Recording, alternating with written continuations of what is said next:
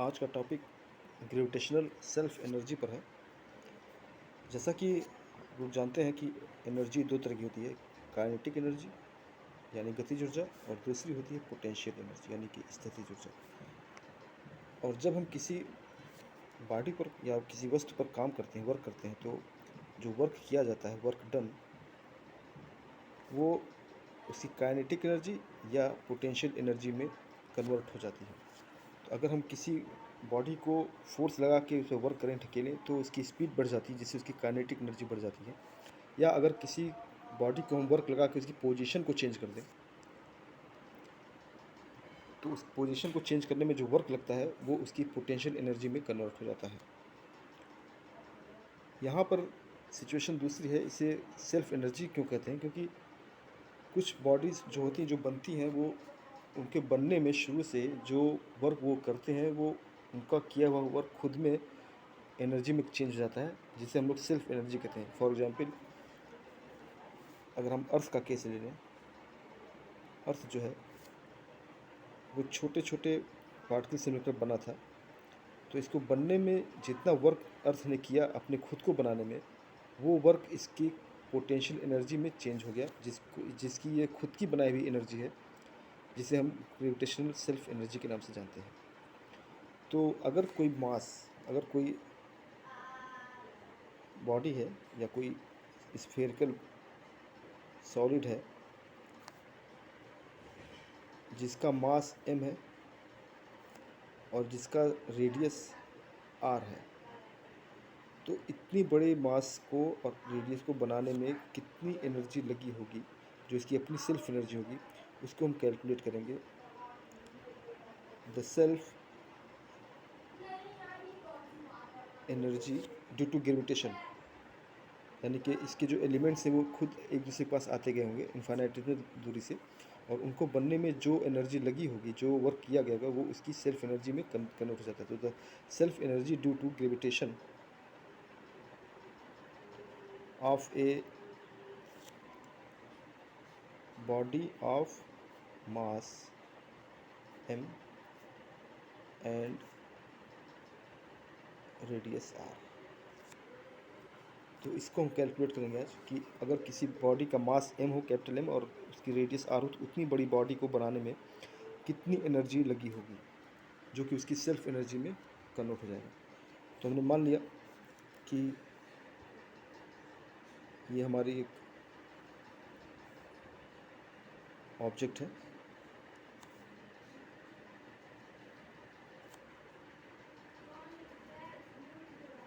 जिसका मास m है और रेडियस r है। और ये मानते हुए कि छोटे छोटे शेल से मिलकर बना हुआ है, तो हम ये मान लें कि इसका ये सेंटर हो गया और ये एक इसका कोर हो गया। ये मान लिया हमने कि ये कोर है, ये इसका कोर है, ये कैपिटल R हो गया, और ये जो कोर है ये स्मॉल r हो गया। तो ये जो कोर है, पहले इसका मास निकालेंगे। मान लिया इस कोर का मास m1 है। Suppose A core of mass m1 and radius small r। तो ये एक कोर हमने मान लिया इसके अंदर, जिसका मास m1 है और रेडियस r है, और इसके चारों तरफ एक शेल मान लिया हमने, छोटा सा शेल ले लिया। ये शेल जो होगा रिंग की साइज का होगा, अगर इसको कट करें तो ये कोर हमारा स्फेरिकल होगा। This core is spherical and, और एक शेल हमने मान लिया, ये शेल मान लिया, और इस शेल का जो थिकनेस है वो हमारा dr मान लिया हमने। इस शेल का थिकनेस dr हो गया। And suppose a shell of thickness dr and इसका जो मास हो गया वो हमने m2 मान लिया, यानी कि जो शेल है इसका कुछ मास होगा, इसका मास हमने मान लिया m2। तो अब करना ये है कि जो एक मास हो गया m1 कोर और उसके ऊपर एक मास हो गया शेल, कोर और ये हमारा शेल हो गया। तो कोर और शेल के बीच में बनाने में जो पोटेंशियल एनर्जी लगी होगी उससे हम लोग इसकी पोटेंशियल एनर्जी कहेंगे। और इस पोटेंशियल एनर्जी को अगर हम यहाँ से लेकर पूरे सॉलिड तक इंटीग्रेट करते हैं तो हमको टोटल पोटेंशियल एनर्जी मिल जाएगी। तो पहला काम ये करना है कि हमको इन दोनों का मास निकालना है, कोर का और शेल का, और उसके ऊपर फिर न्यूटन्स का ग्रेविटेशनल नियम लगा देंगे पोटेंशियल एनर्जी वाला। ये potential energy U equal to minus G(m1 m2 by R. तो इससे हमको शेल और कोर के बीच में, ये हमारा कोर हो गया और ये शेल हो गया, कोर और शेल के बीच में पोटेंशियल एनर्जी निकल जाएगी। और इसी चीज़ को हम इंटीग्रेट कर देंगे 0 से लेकर के कैपिटल R तक, तो हमें पूरे बॉडी का पोटेंशियल एनर्जी या सेल्फ एनर्जी मिल जाएगी। तो सबसे पहले मास निकालते हैं, कोर का मास और शेल का मास। द मास ऑफ कोर, इसको तो हमने m1 माना था, ये होगा वॉल्यूम इनटू डेंसिटी। अब चूंकि कोर हमारा सॉलिड स्फीयर है तो इसका वॉल्यूम होगा 4/3 पाई आर क्यूब, और डेंसिटी को हमने मान लिया रो। ठीक इसी तरीके से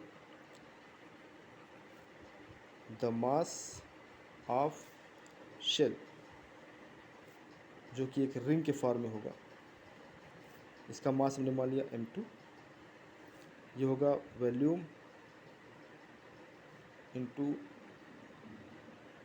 डेंसिटी। वॉल्यूम चूँकि शेल है तो शेल का वॉल्यूम होगा रेडियस एरिया इनटू थिकनेस, यानी 4πr², इसका ये सर्कम्फ्रेंस हो गया, सरफेस एरिया, और इंटू dr थिकनेस, ये इसका वॉल्यूम हो जाएगा पूरा, और इंटू रो। तो ये कुछ इस तरह निकला, m2 equal to 4πr² dr into rho. तो m1 m2 निकल चुका है। Now the potential energy between core and shell, ये हमने U माना, du equal to minus G(m1 m2 by R. G(m1) यहाँ से 4/3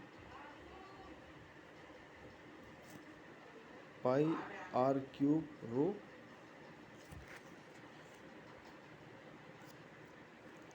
into 4πr² dr into by R. इसको हम सॉल्व करें, इक्वल टू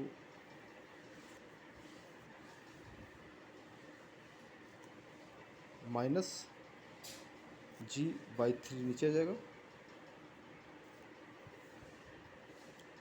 R यहाँ पर है, R क्यूब है, और R स्क्वायर है, R पर 5 हो जाएगा, ये 4 हो जाएगा, R 4 पाई रो, ये इनका स्क्वायर हो जाएगा, 4 पाई रो होल स्क्वायर हो जाएगा, यहाँ पे 4 1 2 इस तरह पाई 2 और रो इंटू R⁻³ यहाँ है, 2 यहाँ है, 5 हो गया, और नीचे एक R है तो वो कट के 4 हो जाएगा, इंटू dr।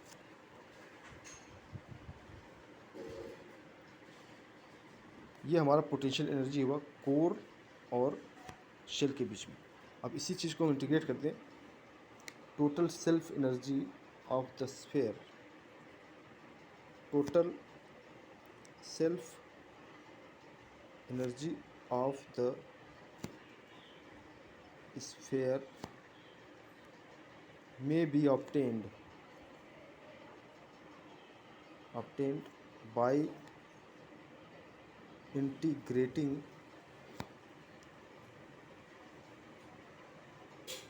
from r बराबर equal to 0 to capital R की वैल्यू हम 0 से कैपिटल आर तक अगर हम इंटीग्रेट करते हैं इसको, तो हमें पूरी टोटल एनर्जी या सेल्फ एनर्जी मिल जाएगी। ये हो जाएगा U equal to minus G/3 4 pi rho whole square, constant है, 0 to r to the power 4 dr, या इसको कुछ आएगा G/3 4 पाई रो स्क्वायर,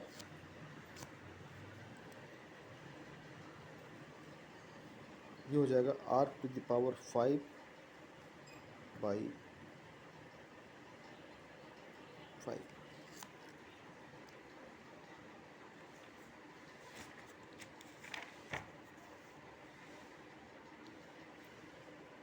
इसको हम चाहे ऐसे लिख सकते हैं,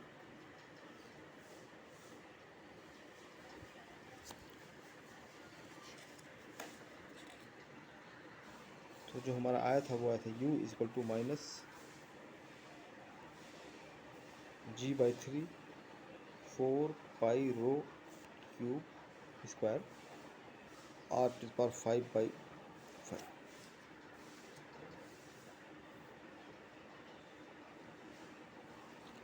इसको वैल्यू में चेंज करें अगर हम, तो माइनस G/3 है, इसको हम लिखते हैं अगर 4/3 पाई r क्यूब रो स्क्वायर। तो यहाँ पे हमारा r टू द पावर 5/5 था, और यहाँ हमने 3 अंदर लिए हैं स्क्वायर के साथ, तो ऊपर हो जाएगा ये 9, r क्यूब अंदर गया है तो नीचे हो जाएगा बाई 6, ये बैलेंस होगा। यहाँ से माइनस 3 9 है, ये 3 हो जाएगा, 3G बाई ये 5 है, ये 6 है, तो 1 बचेगा 5r into 4/3 pi r cube रो स्क्वायर, और ये टोटल मास है शेल का, स्फीयर का। तो इसको हम लिख सकते हैं minus 3Gm square by 5r, where m equal to 4/3 pi r cube, ये आपका mass of sphere.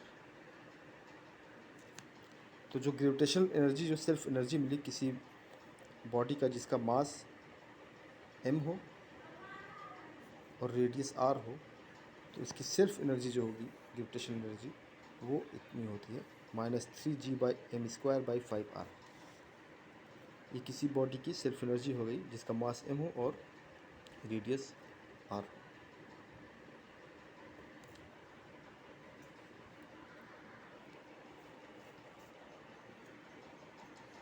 Next topic है रिड्यूस्ड मास,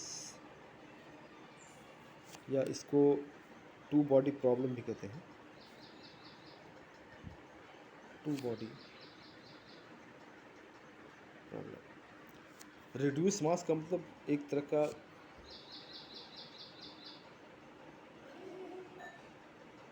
मास है जो दो ऑब्जेक्ट अगर एक दूसरे के साथ सेंट्रली जुड़े हुए हैं, सो फोर्स किसी सेंट्रल फोर्स पे जुड़े हुए हों, तो उन दोनों का इफेक्टिव मास जो होगा वो रिड्यूस्ड मास कहलाएगा। जैसे कि मान लिया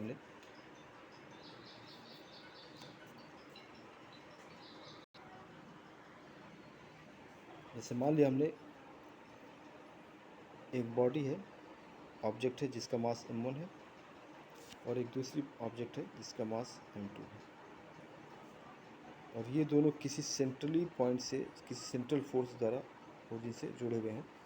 यानी कि ये O है, पॉइंट ओरिजिन है, और यहाँ से ये मास बॉडी, और ये दोनों एक दूसरे से जुड़े हुए हैं, और ये सेंट्रली इन दोनों को अपनी तरफ खींच रहा है, सेंट्रल फोर्स लग रहा है। इसकी पोजीशन R2 हो गई, ये R1 हो गया। तो इन दोनों के बीच जो डायरेक्ट डिस्टेंस होगा वो हमने r मान लिया, वो इक्वल होगा r1 minus r2, position vector हो जाएगा। तो अब इस पर दोनों एक दूसरे पे फोर्स लगाएंगे, इधर वो जो फोर्स लगेगा वो F21 और इधर जो फोर्स लगेगा वो F12। तो ये दोनों आपस में एक सिस्टम बना लेंगे रोटेटिंग का, और इन दोनों का जो एक कंबाइंड जो मास होगा, जो उसे हम रिड्यूस्ड मास कहेंगे, जो इफेक्टिव मास होगा उसे हम रिड्यूस्ड मास कहेंगे। तो इसको कैसे कैलकुलेट करते हैं?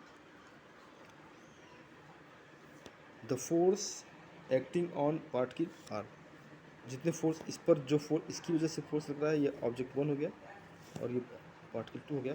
तो 2 पर 1 की वजह से और 1 पर 2 की वजह से फोर्स लग रहा है, उसे हम कैलकुलेट करेंगे। द फोर्स ऑन पार्टिकल 1, ये हो जाएगा F12 equal to m d2 r1 by dt2 Newton's की लॉ से, and force on particle 2 by 1 by 2 और ये बाई 1, यानी कि 1 पर 2 की वजह से और 2 पर 1 की वजह से जो फोर्स लग रहा है उसको हम कैलकुलेट करते हैं। F21 is equal to m2 d2 r2 by dt2। चूँकि दोनों इक्वल और अपोजिट फोर्स होंगे तो न्यूटन के थर्ड लॉ से, since Newton's third law, F12 equal होगा माइनस F21 के, और उसको हमने मान लिया F मान लिया। तो यहाँ पर जो होगा F होगा तो यहाँ पर माइनस F हो जाएगा, यानी कि और इसको हम सिंपल करेंगे, dr1 square by dt2 equal to हो जाएगा F by m1, and second वाला टर्म जो होगा dr2 बाई dt2 ये हो जाएगा माइनस F बाई m2। चूँकि दोनों इक्वल और अपोजिट है इसलिए F और माइनस F होगा, मास डिवाइड हो गया। तो जो टोटल एक्सीलरेशन होगा, जो उनका रिजल्टेंट होगा acceleration,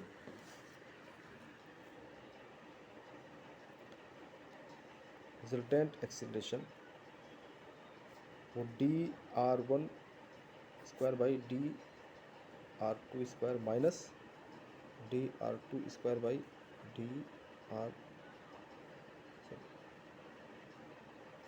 dt,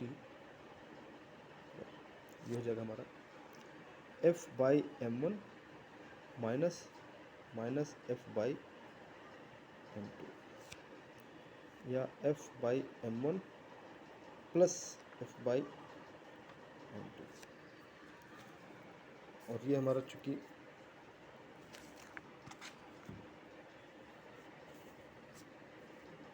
d by dt2 r1 square minus r2 square है,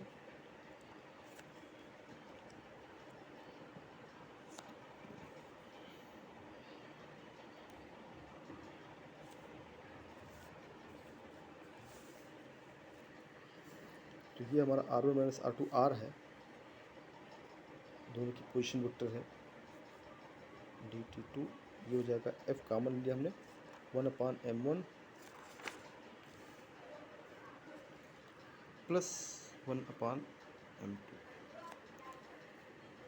तो यहाँ पर जो टर्म आया 1/m1 प्लस 1/m2, इसी को हमने रिड्यूस मास ले लिया, इसको हमने मान लिया म्यू। तो यहाँ पर जो म्यू हमारा है ये हमारा रिड्यूस्ड मास हो गया। Then d2r by dt2 is equal to F by mu, और F equal to mu d2r by dt2।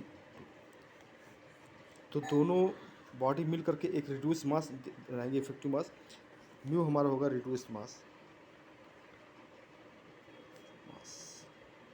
और इसकी वैल्यू होगी यहाँ से निकाल ये है, इसकी वैल्यू होगी m1 m2 अपान m1 प्लस m2। तो अगर दो ऑब्जेक्ट हैं m1 और m2 के, दोनों सेंट्रली जुड़े हुए हैं एक दूसरे से, तो उनका जो रिड्यूस मास होगा वो m1 m2 अपान m1 प्लस m2 होगा।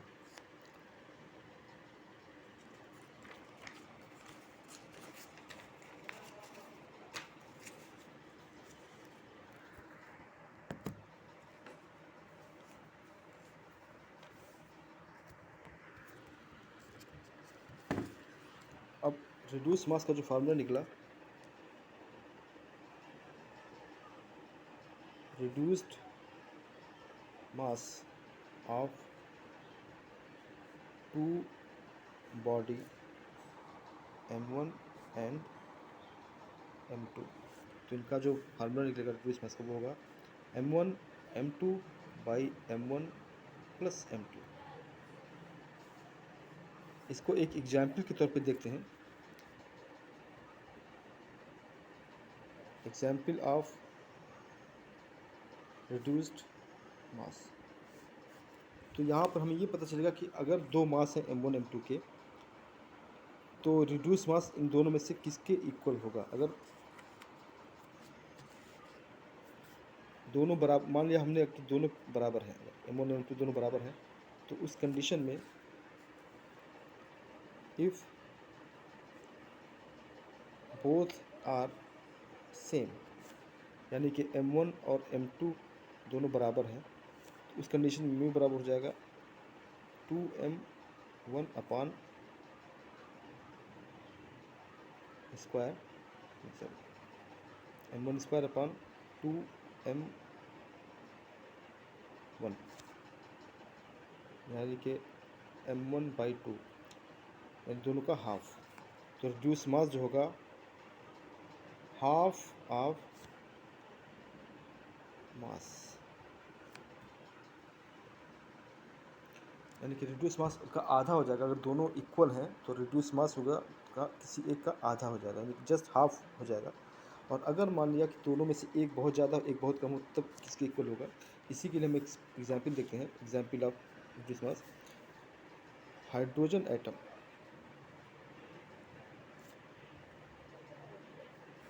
ये है एन एग्जाम्पल ऑफ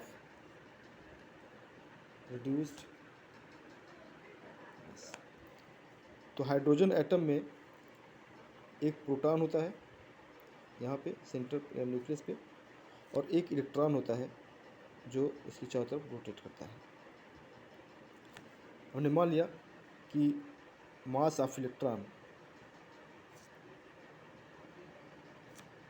m है, स्मॉल m, और mass of proton capital M है। तो दो मास हैं m1 m2 के, इलेक्ट्रॉन का मास स्मॉल m, प्रोटॉन का मास कैपिटल M। अब इन दोनों की सिस्टम की वजह से जो रिड्यूस्ड मास होगा, जो एक इफेक्टिव मास है, वो कितना होगा। तो रिड्यूस्ड मास निकालते हैं। Reduced mass mu is equal to m capital M by m plus m।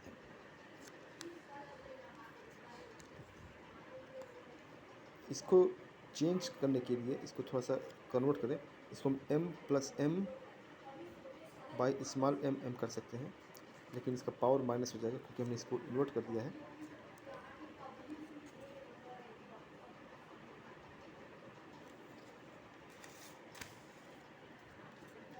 या इसको इस तरह लिख सकते हैं, reduce mass is equal to 1 by m plus 1 by m minus 1।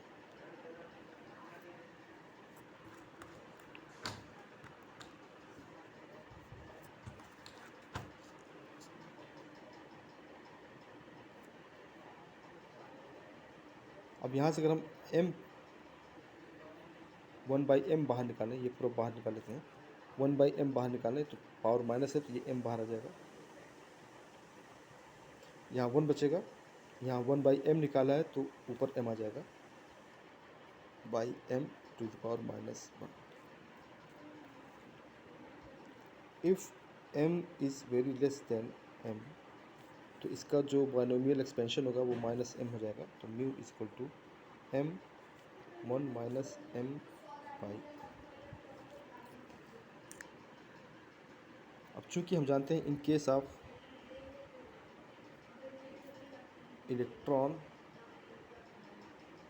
And proton, जो मास का जो इनका रेशियो होता है एम ऑफ इलेक्ट्रॉन का और एम ऑफ प्रोटॉन का जो मास रेशियो होता है वो एटलीस्ट 1/136 टाइम्स होता है, 1863 इतना मास होता है। यानी कि अगर हम इस कंडीशन में एम की वैल्यू, स्मॉल एम की वैल्यू कैपिटल एम से काफ़ी कम है, इलेक्ट्रॉन का मास जो है वो इसमें काफ़ी कम है, तो m by m can be neglected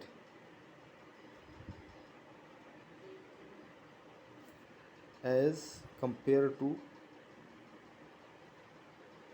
1। तो एक की तुलना में हम इसको नेगलेक्ट कर सकते हैं। तो एम म्यू इक्वल टू हो जाएगा एम, यानी कि मास ऑफ इलेक्ट्रॉन। तो इस केस में अगर दो बॉडीज़ हैं, इसका मास बहुत कम है और एक बॉडी है जिसका मास बहुत ज़्यादा है, तो ये दोनों अगर सेंट्रली आपस में एक दूसरे से रिस्पेक्ट में रोटेट कर रहे हैं, सेंट्रली जुड़े हुए हैं ग्रेविटेशन फोर्स के साथ, तो इसका जो रिड्यूस्ड मास होगा, इफेक्टिव मास, वो छोटे वाले मास के बराबर होगा। यहाँ एवरेज नहीं लिया जाएगा, यहाँ पे एवरेज नहीं लेंगे, यहाँ पे जो रिड्यूस मास होगा वो हमेशा छोटे वाले मास के बराबर होगा। इसका मतलब ये हुआ कि अगर ये सेंटर पर है तो हमेशा छोटा ऑब्जेक्ट ही घूमता नज़र आएगा, बड़ा ऑब्जेक्ट, क्योंकि इसका जो सेंटर ऑफ मास होगा वो इसी के अंदर होगा, बड़े वाले मास के अंदर होगा। इसीलिए ये जो रोटेशन होगा वो बड़े वाले मास के अबाउट होगा, और इसी वजह से हमको सन के चारों तरफ अर्थ घूमती नज़र आती है, या मून जो घूमता है अर्थ के चारों तरफ, क्योंकि जो मास रिड्यूस मास होगा वो छोटे वाले मास के बराबर होगा, और सेंटर जो होता है, सेंटर ऑफ रोटेशन, वो जो बड़ा मास होता है उसके अंदर ही होता है। तो ये रिड्यूस मास का एग्जाम्पल हुआ, और इसी एग्जाम्पल पे हम अर्थ और सन को भी एक्सप्लेन कर सकते हैं। तो अर्थ और सन के केस में भी जो रिड्यूस मास होगा वो अर्थ के इक्वल होगा, क्योंकि सन का मास बहुत ज़्यादा है, और इसी वजह से इसका जो सेंटर होगा, सेंटर ऑफ रोटेशन होगा, वो सन के अंदर ही होगा, और सन इसीलिए हमको स्टेबल नज़र आता है और अर्थ उसके चारों तरफ घूमती नज़र आती है।